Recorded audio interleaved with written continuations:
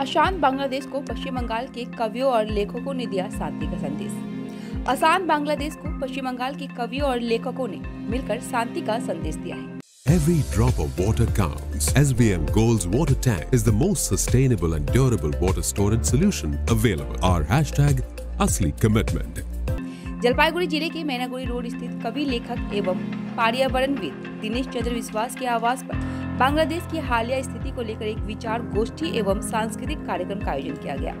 वहां कोलकाता के फिल्म निर्देशक, कवि, लेखक और कलाकार शामिल हुए और इसी तरह उत्तर बंगाल के कवि, लेखक, व्यवसायी और समाज सेवी भी शामिल हुए। सभी ने मिलकर बांग्लादेश को शांति का संदेश भेजा। भारतीय कवि और लेखक संदेश दिया कि लोगों के बीच मतभेद ना बढ़े और दोनों देशों के बीच पहले की तरह संबंध स्थापित हो। বিভেদকামী যারা শক্তি আশ্রয় নিতে না পারে, এটাই আমাদের সকলেরই চেষ্টা হওয়া উচিত। আপনারা দেখেছেন যে খবরে দেখছেন যে প্রতিবাদী কণ্ঠ কিন্তু উঠে এসেছে বাংলাদেশ থেকেই। তারাও চাইছেন যে যেখানে সংখ্যালঘুরা আছেন তাদের আমরা সকলেই মিলে তাদের বুকে আগলে রাখতে চাই। এটাই হওয়া উচিত। এটাই আমাদের আজকের অনুষ্ঠানের পাশাপাশি বক্তব্য। বাংলাদেশেও আপনাদের মতন কবি সাহিত্যে আপনাদেরই ভাই বন্ধুরা রয়েছে, তাদের উদ্দেশ্যে কি বার্তা দেবেন? বা এই যে একটা এফেক্ট বা যোগাযোগ যে অ্যাকচুয়ালি এখন পজিশনে যা আছে তাতে তো ফিজিক্যালি যোগাযোগটা বিচ্ছিন্ন হয়ে আছে, বা যে অবস্থা তাতে কি বলবেন?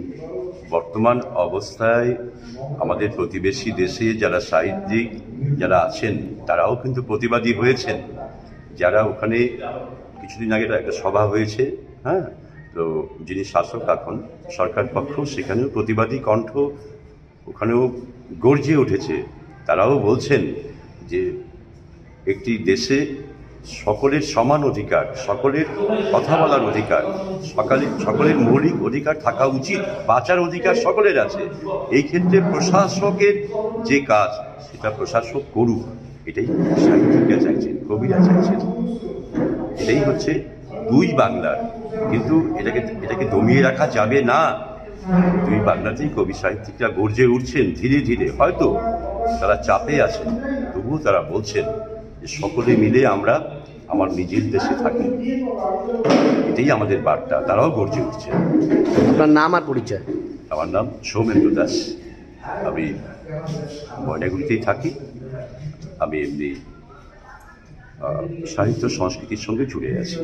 স্যারের কাছ থেকে আমরা অনেক দিন থেকে দেখে এসেছি যে ইনি পৃথিবীকে বা দেশকে কিভাবে সবুজ থেকে আরও সবুজতর করতে পারে সেই চেষ্টায় জান প্রাণ লেগে আছেন। সেখানে তিনি নার্সারিরও করেছেন এবং বিনা পয়সায় অনেক বিভিন্ন জায়গায় গিয়ে তিনি চারা গাছ লাগিয়েছেন এবং অনেক মানুষের হাতে তিনি অনেক চারা গাছ দিয়েছিলেন।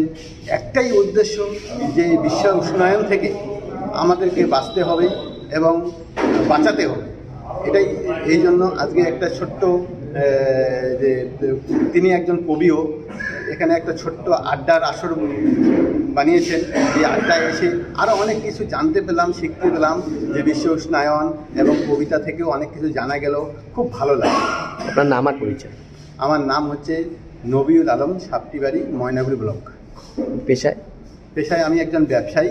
আমি ছোটোবেলার থেকে এই সমাজসেবী কাজ করে থাকি, গরিব মানুষের পাশে সাথে থাকি।